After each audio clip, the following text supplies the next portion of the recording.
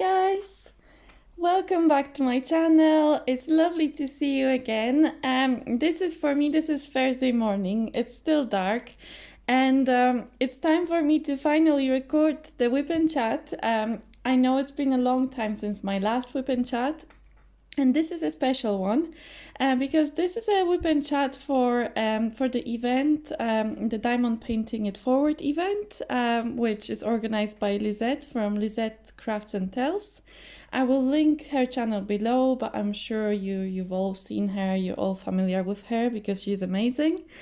And this year, she for the first time, she organized this event in which, she basically encouraged people to work on a painting that's meaningful to them, that is either a gift for someone else or it's just meaningful because, you know, the artwork just resonates with whatever memories or whatever values we're trying to represent. And for me, as you may have seen, I've chosen this painting. So this is a painting by Diamond Art Club. It's called London View. I will link it below as well. And it's a square kit. It's quite a large one. It's a 55 by 71. So it's quite a big kit. And I only started it a few days ago. So I've worked so far on this section here in the corner, in the bottom left corner, and I've kind of been going up towards the tree. So as you can see, the painting, it is a London view. So I actually live in London, so that fits quite nicely. And it's also autumn here, though it's nowhere near as pretty as on this painting, but it definitely fits the theme. So I thought I will work on this painting, and I will explain during this WIP Chat why I've chosen this painting. But first of all, I just wanted to say that I think Lisette is an absolutely amazing creator and amazing personality, and I think she had a great idea with organizing this event because you know, it's nice, like, of course we all love diamond painting, and it's nice to work on different diamond paintings, but it's also lovely to look for that special meaning, for that special motivation to work on a certain type of artwork, and then maybe to display it in your house or give it to someone else, and it's got that special meaning in it, and I think it's amazing to do that. And now she's opened her channel to membership. I'm not a member yet, but I'm planning to become a member soon as well, and that's also her aim is to discover more, to kind of look for more of these meaningful diamond paintings, and to get also votes from people on what they think she should be unboxing or working on, and I think it's a great idea. So I just wanted to say, Lisette, you're amazing. We all love you for what you do. Unfortunately, so the idea of the event is that Lisette will be working for 12 hours tomorrow on Friday on diamond painting. Unfortunately for me, this is like the craziest possible week at work. It's been just mental, and I'm just not going to be able to take time off this week. So I've been working on this painting throughout the week, kind of chipping on it sometime in the morning, sometimes in the evening, and tomorrow I'll get back I'll work on it tomorrow morning before going to work, and I'll work on it after coming back from work for the whole of my evening until I basically fall asleep. And then I'll continue probably on Saturday morning for a few hours, just to kind of, so my 12 hours will be split between Friday and Saturday basically. Unfortunately I can't do 12 hours all in one go, or even on one day, but I hope that's still okay, Lisette. Okay, so I'm really enjoying this painting. I think it fits perfectly with the season right now. So we've entered this gloomy autumn season. So of course, you know, it's a bit gray, it's a bit dull, it's started to be a bit cold. I've got my heating on sometimes in the evening, sometimes when I wake up in the morning it's a bit cold. So it's, you know, it's this kind of autumny feel, and I think that this painting works really well with that with that theme. So it's perfectly matched for the season, I think. Okay, before I continue chatting, I should probably pick a color to work on. I mean, you could probably see I've got a couple colors here because I was in the middle of doing stuff yesterday. But I think because of how my camera is set up, I may just for now leave that pink color behind. So I'll just put it back in my little container. So I've only kitted up part of my drills because I didn't actually have enough containers to kit up all of my drills. So yeah, so I just kind of kitted up part of them into smaller containers, and I've got the rest, some of it in these baggies that I had left over, and some of them are still in the original bags from Diamond Art Club. Okay, so I'm thinking actually I may work on, should I work on letter H maybe? Maybe letter H would be a good symbol. So I'm just going to put this one to the side for now. And letter H. Yeah, so I felt drawn to that tree. I noticed the theme. Have you noticed it? I really like diamond painting trees, apparently. I just realized this when I started working on this painting. I realized that I really enjoy working on trees because, well, first of all, you know the painting that, well, there's of course on my icon, and also I've shown it to you on one of my previous WIP chats. It's the one that's hanging on my wall. And the cherry blossom, also from Diamond Art Club. That's a beautiful painting of a tree.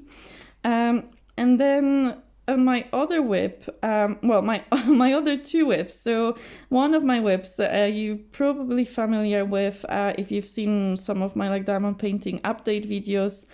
You would have seen that I work on the mulberry tree, custom painting from Smith's Beats, Smith's Beats UK, but originally painted by Van Gogh. And so that I've been working on that painting. Yeah, so that was one of my long-term WIPs that's still ongoing, and I haven't really made any progress on it lately. And then there's also, so I also started another WIP a few weeks ago, which was I don't know what's the title of that one, but it's a painting by Dreamer Designs that's got the beautiful, also, I don't know if it's cherry blossom or some other blossom tree. Yeah, but basically like a spring blossoming tree. Also a tree, and now I've got this one. So obviously I really enjoy diamond painting trees, and I'll have at the end of it I'll have a lovely collection of trees that I've diamond painted by the looks of it. Yeah, but I've really just been drawn. I wasn't sure where to start on this painting and which direction to go. Because actually, the main point of doing this painting. The main point of doing this painting was doing the umbrella, and that was my meaningful part of the painting, was the umbrella. But that's kind of in the middle of the painting, and I don't really like starting in the middle. So I wanted to start on one of the corners, but I like this corner the most to start. So I decided to go from this side and just continue in that direction. Obviously, I won't be able to complete it, during the event because it's such a big painting. But I'll just keep going with it throughout the rest of autumn. I think it's a really lovely painting to be working on during the autumn months. And so that's the plan. Yeah, but I'm really enjoying the colors, and not just the reds. I'm actually really enjoying the grays as well. And it's something nice about doing a painting in grays. I don't know. It's just they all come together quite nicely to form this picture. I don't know. I'm quite enjoying it because I was a bit worried. Oh, will it be dull with the grays? But actually, I'm really liking the different shades of gray that we have here, and then white, and then there are some ABs sparkled through it as well. So yeah, so it's been quite nice to work on so far. Okay. So yeah, so why did I pick this painting? You may know this already because well, I unboxed this painting on the 1st of September, actually. I posted a video, and you may have seen that video. If you haven't and you'd be interested to see it, I will link it up in the eye. But of course, well, I will explain it now, and you can see the painting here now, so you don't have to watch that video. And it's just in case you are interested in the unboxing. But basically, well, my motivation behind picking this painting was, well, first of all, I work as a scientist in a blood cancer laboratory. It's a lab that's part of a, well, it's basically it's a hospital lab, and we do testing for cancer patients from part of London and the neighboring regions. And we do genetic testing, so it's not the inherited genetics, but the genetics of cancer, basically. So as our cells, so basically when cancer develops, originally, of course, our cells are healthy, they're working fine, but over time, as we grow older, or if something happens, or sometimes it's by chance, sometimes there is a genetic predisposition, and sometimes it's maybe we've had some therapy or exposure to some chemicals, and over time our cells start to acquire these variants. So basically our DNA starts changing. And so when we have these changes in the DNA, a lot of them don't do anything. So our cells are completely fine. They still keep working as they would always work. But some of these changes can be damaging to the cells. And they can be damaging in a way that these cells just stop doing what they should. So basically some of these changes may say, for example, to the cell that it should keep growing. Without any reason, basically it should just keep growing, and then it should keep dividing to make more cells. And that's not very good, because then the cells just start dividing, and so we start accumulating these cells that all don't work properly, because when the cell that doesn't work properly divides, it makes more of these cells that also don't work properly, and that starts to accumulate and cause more damaging effect. And over time, these cells tend to accumulate more of these changes in the DNA, and each of these changes make them more, basically, they just go very wrong, and they start growing, dividing. Eventually, they may be able to detach from the tissue they were originally in, and then travel to some other tissues. And that's how cancer forms. So basically we have these cells that's just gone wrong, and they somehow manage to escape. So normally we have these processes in our body that help to destroy any cells that have gone wrong, but these cancer cells, that they manage to escape these processes, and they basically they're like criminals in our body, and our police can't catch them. So they kind of escape the mechanism that were supposed to protect us from cancer and from bad things. And so basically the point of me saying all this to you is that what I do in the lab is look for these changes in the DNA, and these changes then can tell us what type of cancer the patient has.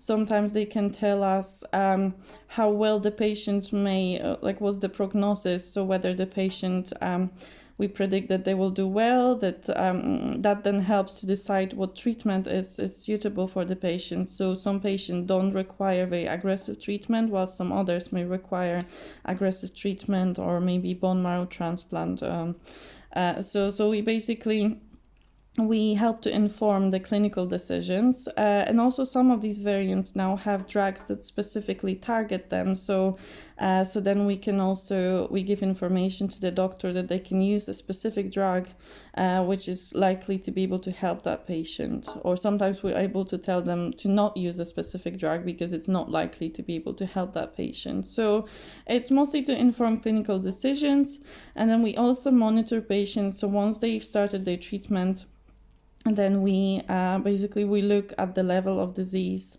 and we help to also just to make sure that the patient is responding to the treatment, or if their disease is coming back, that then we can inform the doctor sooner and let them know that it looks like they're going to relapse and have cancer.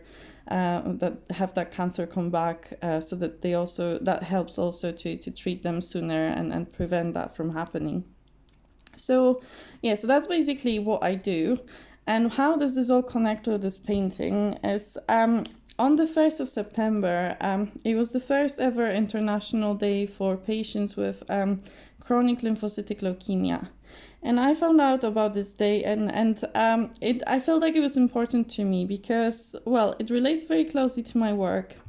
I also, well, I lived with someone who has chronic lymphocytic leukemia, and my granddad actually had chronic lymphocytic leukemia.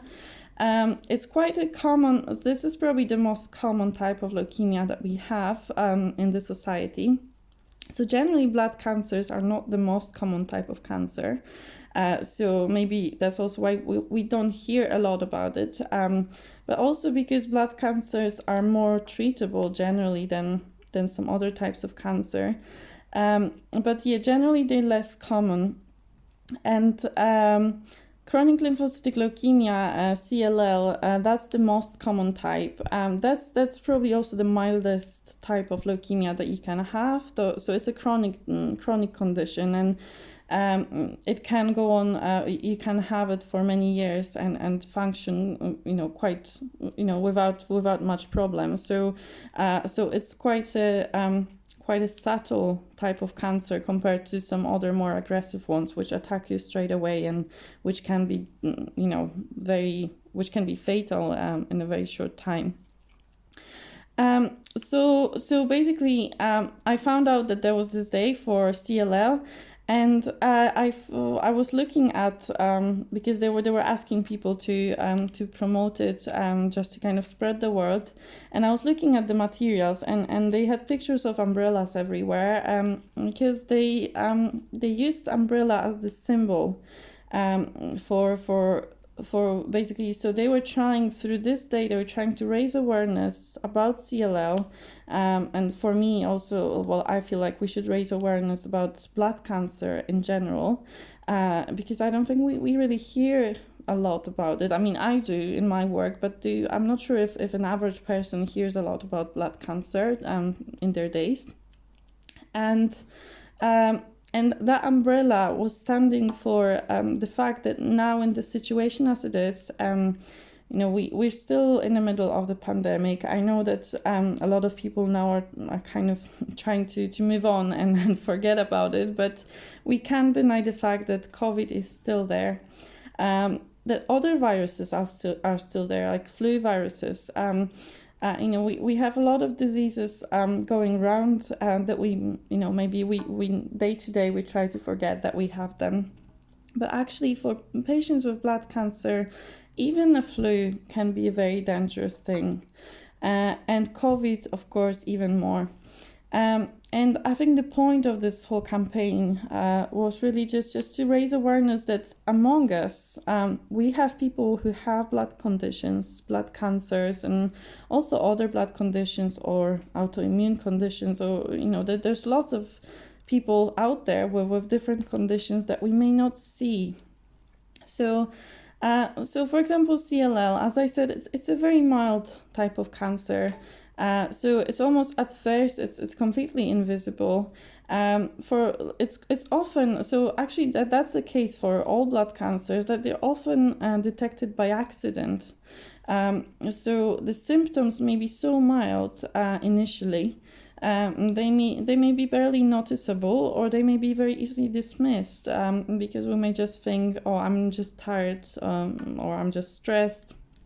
Because symptoms for blood cancers are often things like fatigue, so being very, very tired, having many infections, so getting ill a lot, having anemia, so becoming anemic, not having enough oxygen. So again, that's being very tired. Things like you may get itchy sometimes in places, or you may so if sometimes you get a lot of itchiness, or you may get sweaty at night.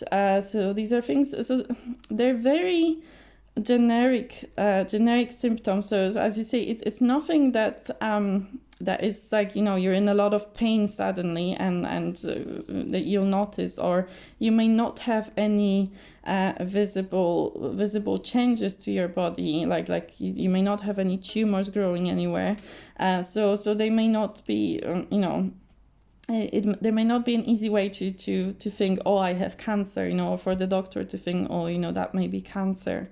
But that's why it's important to have regular checkups, like regular blood tests, because these things are often detected by accident, actually. So with leukemias or in any form of blood cancer, generally what happens, well, of course, it's our blood cells that are affected, and these will be either the very early, so depending on the type of leukemia, this will be the cells that are the cells in the bone marrow. So the kind of so our blood is basically formed in the blood in the bone marrow. So inside our bones we have this this space where the early the precursor cells, so the early like the stem cells, they sit in the bone marrow and they produce new blood cells. And sometimes things can go wrong in these early cells, and that's usually when the bad things happen. So the acute leukemias, that they happen when things go wrong at these very early stages. And sometimes it's actually the more mature cells that go wrong, and that's the case in CLL. Actually, that's the more mature cells that just we have too many of them. And these are the cells that would normally fight infections. So they should normally function fine and protect us from viruses and bacteria and stuff. But the problem is, first of all, when the cell accumulates these variants, it focuses so much on actually growing and dividing that it stops actually doing its job that it should be doing, because it's kind of the whole regulation of the cell has gone wrong. So it doesn't really do its function as it should. And then on top of that, when we start to have too many of one cell, then the other cells, there's not enough energy or space to produce the other cells. So we start being short on these other cell types that are also very important for things like fighting infection, or that's also why we may have anemia, because there's not enough red blood cells, or there's all sorts of things that can go wrong because one of the cells starts replicating, starts growing too much. So basically, sorry for this long lecture, but I thought it's important today to just talk a little bit about the blood cancer. And I actually think it's nice that I'm working with red drills, because that's kind of, I think red is the color of all leukemia, like the blood cancer color is red, which makes sense, doesn't it? I just thought it's important today to just talk a little bit about what is actually leukemia, and what also for you to be aware that it can be, it's nothing obvious when it first starts. I mean, you can have, well, if you have acute leukemia, you can have these more severe symptoms straight away, and you may be taken into hospital and then discover that you have acute leukemia. But more often than not, I think that this is actually an incidental finding, so something that you maybe you didn't expect to have a leukemia, and nobody really expected that, and then suddenly for some other reason you go to a doctor or a hospital, and then they start taking blood tests and they realize, oh, something's gone wrong, we need to look closer at that.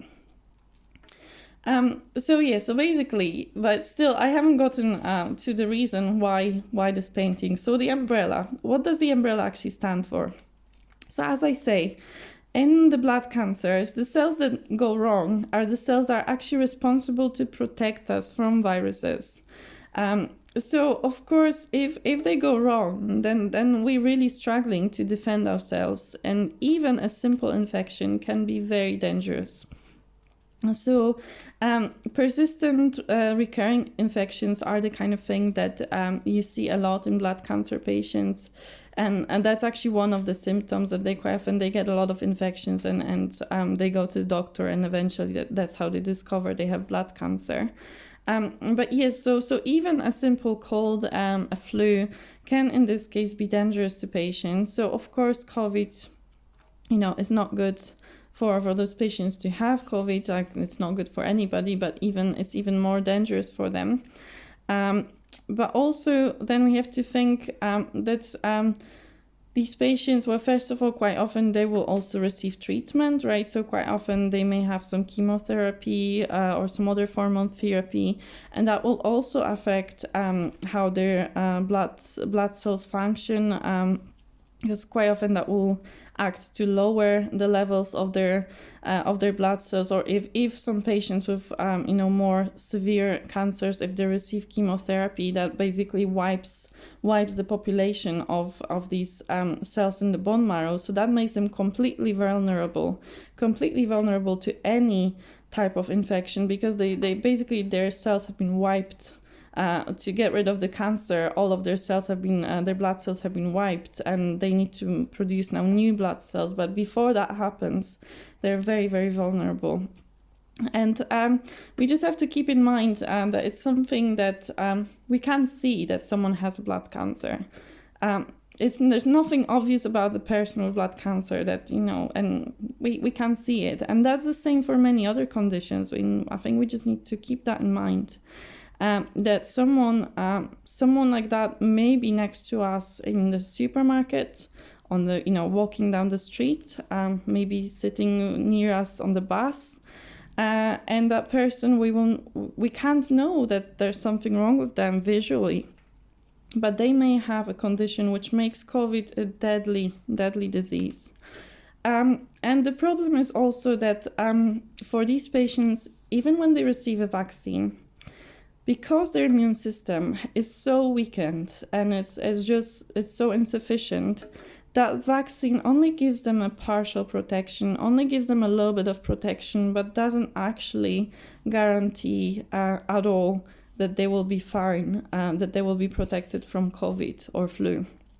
So that's why it is so important for us to do anything we can to protect other people. So I know we all want to move on from the pandemic. I want to move on too. I don't want to anymore be worrying, about wearing a mask. I don't want to either have the vaccines. It's not pleasant. Of course, it's not pleasant having to go to a doctor, having to have someone jab your arm, and then having the pain or headaches, or feeling unwell for a couple of days. It's not great. I don't want that either. And I don't like sitting on a tube in a mask either. But then I think about other people around me, and the fact that I really don't know their story. And I really don't know if there may be something wrong with them. And the fact is, even they may not know it. because we, as I said, it's quite often we may be walking around with having a leukemia without knowing it. And the thing is, we can't just assume everybody around us is going to be fine, because, for example, because they look young. That's not the case, because, anybody can have a blood cancer. There's no age limit. So, of course, some blood cancers, like CLL, for example, is much more common in older people. But there's many other types of blood cancer that happen at any age, really at any age. And we can't know what someone else has. And as I said, there are lots of other conditions out there which also make people more vulnerable, which also we can't see by just looking at someone. And the umbrella, that stands for the fact that we have the power to actually try and protect the people around us. So I know our tendency is always to think about ourselves and how we feel. Of course, I'm the same. I'm very selfish in many ways. But sometimes maybe it's good to try and just go a little bit out of our way, and open that umbrella for someone else.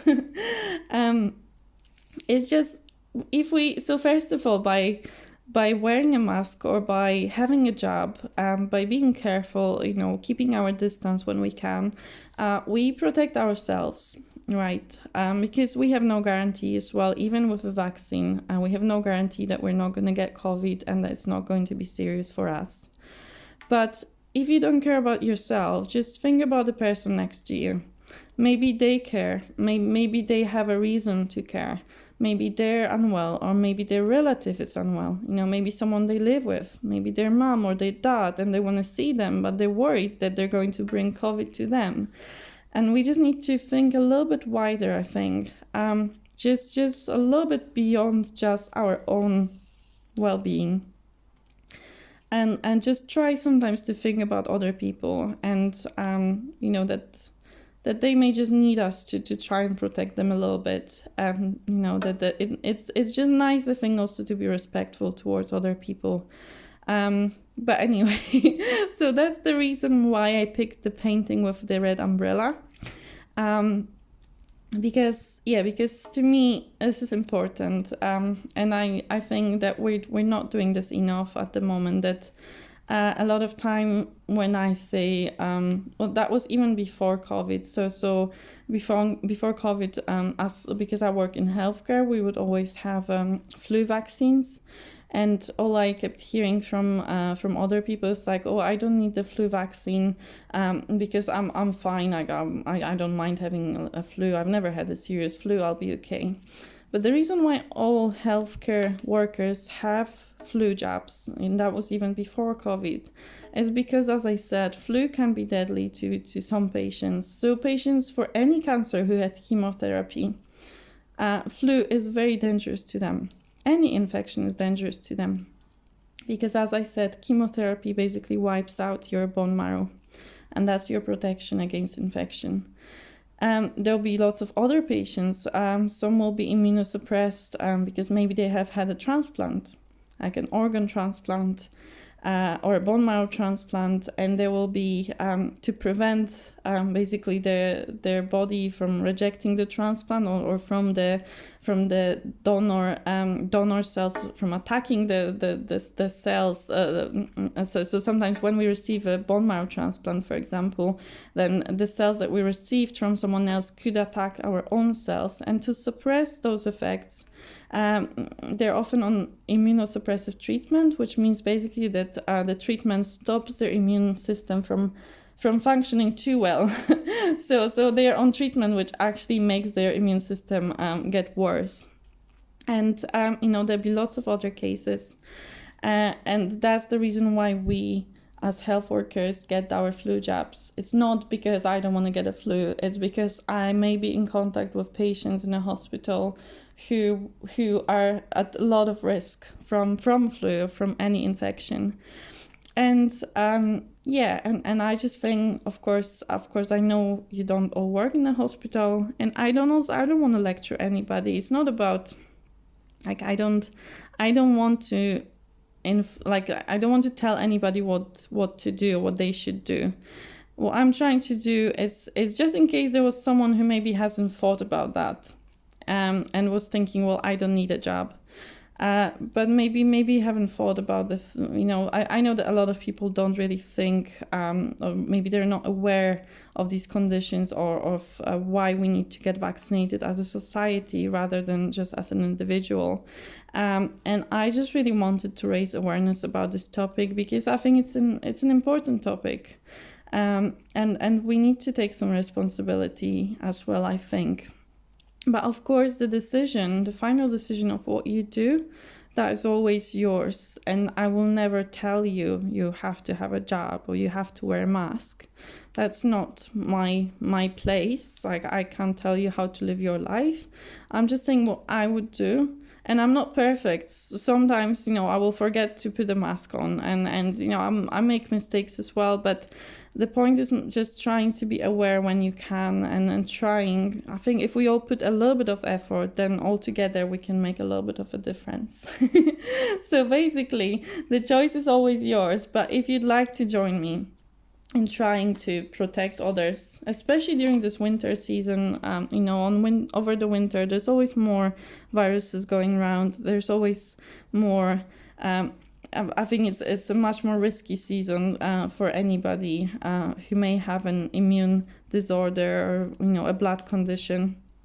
I just think, especially over this season, if we could try and be a bit more careful and just try to think beyond ourselves and just just I know that we all want to move on from the pandemic, but it's still there. We can't deny the fact that COVID is still there, and all the other viruses are also still there at the same time. Anyway, that's the lecture over. That's all I really wanted to say. I wanted to use this day as an opportunity to spread a little bit of awareness about blood cancer. I hope that I haven't bored you to death, or I guess whoever found this offensive or you know, whoever did not enjoy this lecture may have probably left by now, and that's fine. I mean, I know that not everybody will agree with me, and I know that people will have their opinions and their experiences, and I respect that, and that's fine. But to me, this was important, and I wanted to say it. Okay. And now, what else? Well, I just wanted to give you some life updates, because I know it's been a while since I've been speaking to you guys. Well, basically, so September was a tricky month. I think in my last WIP Chat, I was telling you that I had some not so good news from home, and I was just about to go to Poland. And so I went to Poland for like 10 days. And it was really lovely, actually. I really enjoyed being in Poland.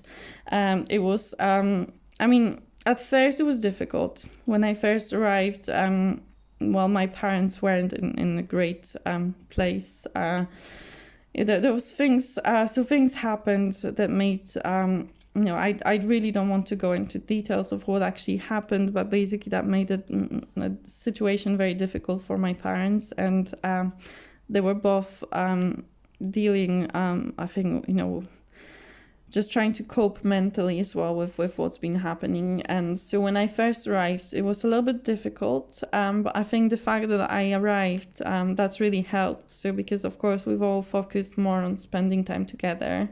We've talked through some of the issues. We spend time together, and then we just spend time enjoying being with each other, just sitting next to a fireplace, having chats, or just watching movies. We went for a day trip, hiking in like they're not very high mountains, but it's a couple-hour drives from where I come from in Poland. You can get to these kind of lower mountains, and you can have a little hike there. So we took the dog with us. So my parents have the loveliest dog. He's a golden retriever, and he's amazing. He's just so fun. It's like the friendliest dog in the world, and he's a bit of a weirdo. So when my parents first got him, he was like 5 months old, and he was scared of literally everything. He was scared of like he was even scared of going into any room. So it took him a while to adjust so that he would actually like enter the different rooms, or to go into a kitchen. He was scared of going into kitchen, and he was scared of pretty much everything. So we had to kind of work with him to get him adjusted to actually living a normal life. But now he's functioning very well. He's a very happy dog. He's always very positive. Very active, very energetic. So he's great fun to be around. So we took him for a trip as well, and we went to the mountains. And we had a really nice hike, and then at the end of it, our car got stuck. So my dad parked the car on like it was a slope. So it's a kind of going up. So it's kind of like basically slightly sloped road, but there wasn't any pavement. So it was like there was the asphalt. And then the roads, like on the side, it was just like mud and stones and things. And my dad parked on the side. There was lots of other cars parked around there. Like there was part of the issue that there was one car in front and one in the back. But basically, he parked and the car, I think so one of the wheels was like not fully on the ground maybe, and there was like a stone underneath, so it was like a flat surface, and that wheel couldn't turn, so he couldn't actually drive off. Like we had real trouble to actually move, he couldn't actually move the car.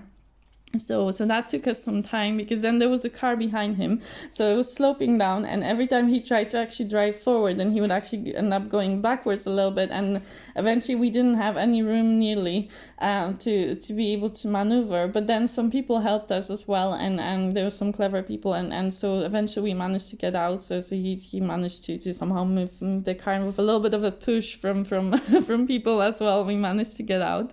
But that was a little bit of an adventure as well. And then I got stuck.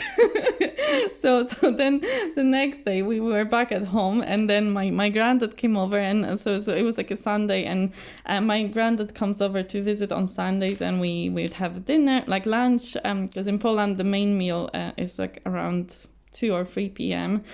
So basically in Poland you have a very big breakfast usually, on a day off at least, but generally breakfast is important in Poland. You'd have like bread and meat and cheese and stuff, and then the main meal of the day happens around 2 or 3 p.m. and that's like equivalent of dinner really, but well, I guess in terms of timing that's more like lunch, but it's the main meal, so it's like a dinner basically in the middle of the day.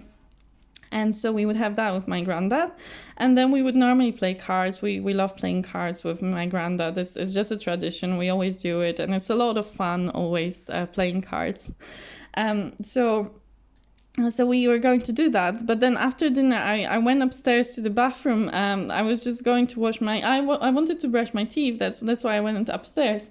And I just, as a habit, I locked the door. I didn't even think, I didn't actually need to lock the door at that point, but I locked the door. And then I was trying to go out of the bathroom and I couldn't. So basically the lock, something happened with the lock. I still don't know what, but I couldn't open the door. So I stick my, so it was upstairs, and there was like the little roof type of window, in the roof. So I opened that window, and my parents were sitting outside in the garden with my granddad downstairs, and I started shouting at them, "Are you there? Are you there? Can you help me?" And they're like, "What's going on? Why are you sticking your head out of the window?"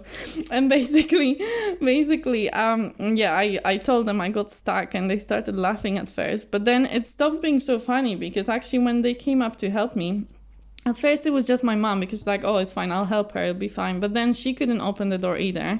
And then my dad came, and then my granddad came, everybody came, but nobody could actually figure out how to open the door. And we started to get worried that actually we'll have to break the door and destroy. It's a very nice door, because they only renovated that house like 4 years ago. So, it's all, the bathroom is really nicely done, and the door is really lovely. And I was worried, oh no, I don't want them to have to break the door.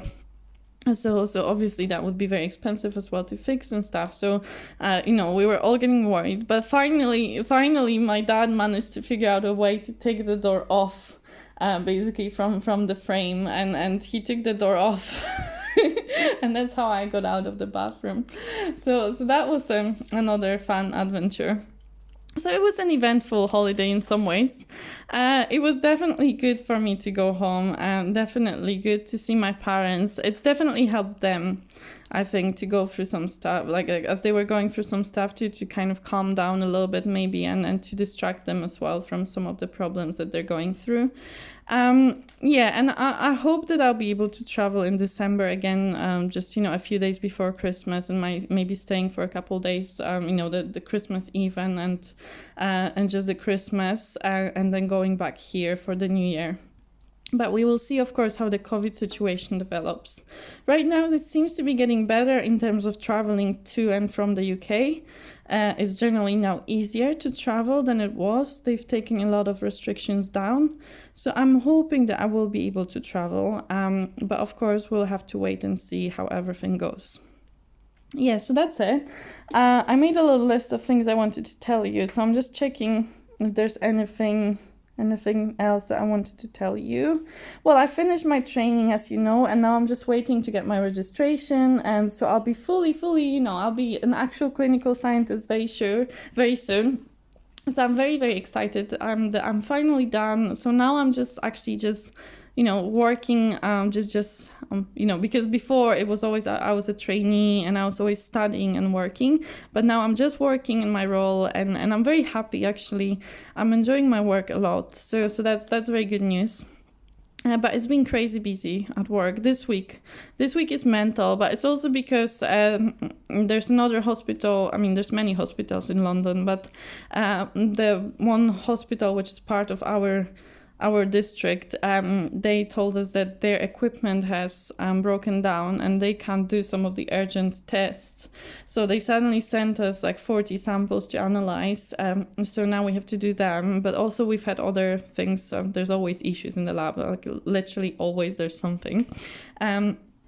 So I've also had lots of other things to analyze, and I'm still trying to work on validating my test, which was my project. So there's a lot of different things going on, and it's just a lot of work. This week has been crazy, absolutely crazy, and also there's some drama. So there's always some drama between people as well. It's a bit difficult with, So sometimes just interactions between people can be actually more stressful and more difficult than the work itself, I find. But hopefully it will be okay, and I just hope there's not going to be any more drama this week, because I'm really very tired of it, and I feel bad because I was involved in some of it, and now I feel like I'm just gonna take a step back, and I don't actually want to be involved in but sometimes it's very difficult because obviously I will be involved because I have to either work and interact with people, or they're just my friends, simply, I'm friends with them, and then I do get involved, but then I feel bad, and it's just a whole thing. But anyway, so lots of work, lots of drama, but at least it's okay, at least things are going fine for me, at least. Of course, I'm still worried about my family and things that are happening in Poland. But I can't, there's only so much I can do as well, and I can maybe be with my parents, supporting them through talking to them, and just, keeping them on my mind and in my prayers and stuff. But but I can't really, I'm not there at the moment, so I also have to focus on my life a little bit. And especially that I've had some other revelations in my life happening. That was also, it's been, of course, it's been going on for months, kind of, my own personal things. And that was also kind of coinciding a little bit with what was happening back at home in terms of timing. Everything was kind of happening at once. But I have come to some decisions, and I have to tell you guys, because this will affect my channel, so I have to tell you. I'm kind of worried that if I tell you now, I'm going to jinx everything and it's going to go all wrong. But basically, from November, I will not be living alone anymore. So there will be someone else living here. So I've someone else that's my partner. I guess we can call him my partner. And so there will be life changes, of course. There will be life changes, and I'm not sure how it will go. I'm a bit worried that maybe it won't go so well, and maybe it will, very soon after I will be living alone again. I don't know that, but it's important for me to let you know, because that will of course affect also my, I guess a lot of things will change in terms of how much time I have, but also, how when I can record and just kind of working on my videos I may be a bit more limited on because it's a small flat and just depending how things work out. But anyway, at the moment, I'm not posting a lot of videos anyway, because there's just a lot of things happening, and I am quite busy with work at the moment, and I still do a lot of crafting in between the videos, and I work quite a bit on my diamond paintings, but also I do a lot of cross stitch. It's just that in general, I notice now I kind of record maybe 1, maybe 2 videos a week, depending, but generally it may just be like 1 video a week. And that may just go on like this for a little bit. I'm not sure, but mostly because I don't have that many things to record. Because, I don't just want to do like one unboxing after another. And also because I'm trying to not buy a million diamond paintings, although I have a lot in my stash that I haven't unboxed yet. But yeah, I don't want to just record diamond painting unboxings. I don't think, because I'm not doing this channel for any like, you know, I don't have a goal of being a big YouTuber or anything like that. I mean, obviously, I don't think you can make much money from having a diamond painting channel. At least this is also not my goal. And so this channel is more for me to share my crafts with you, you know, to share when I have an idea that I really want to do something, then I want to show it, or if I've completed something, or if I'm unboxing something that I'm very excited about, I want to show it. But I don't have a big goal of having a regular kind of, you know, very regular YouTube channel with lots of videos and lots of exciting stuff. So you know, so I'm just going to continue doing what I'm doing at the moment, and whoever wants to see it or whoever wants to be subscribing and when I post a video to watch it, and then that will be, you know, that's great. And I know that I have some amazing subscribers that have been watching like all my videos and have been supporting me so much, and I'm just very, very grateful for having people like that in my life, for having you guys there. And even if it's like 5 people that are just amazing subscribers, for me that's enough, you know.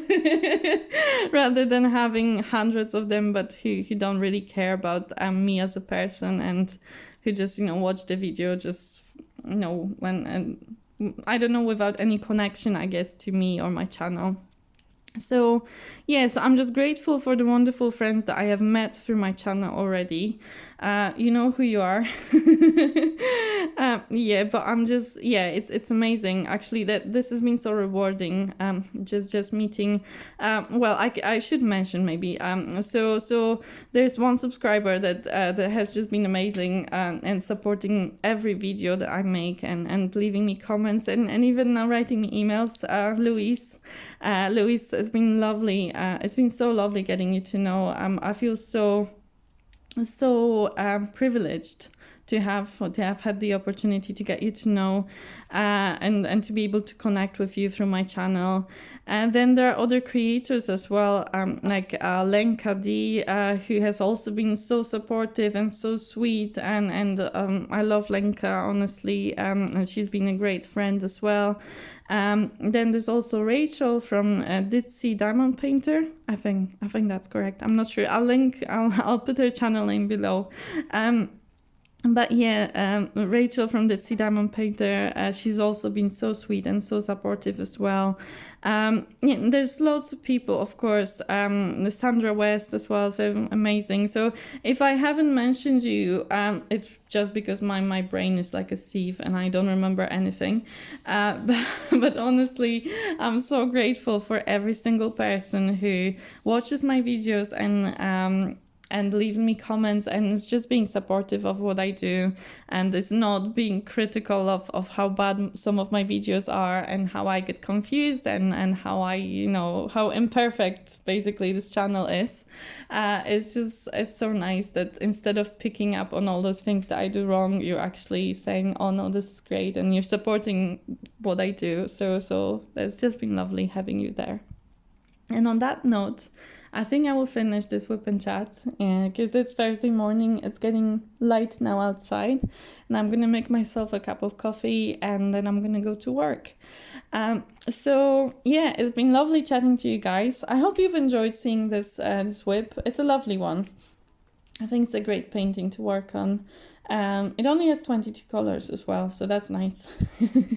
It's actually sometimes nice, like, as much as I love these paintings that have many colors, but sometimes it's nicer to just have a few colors and not have to worry about color changes all the time.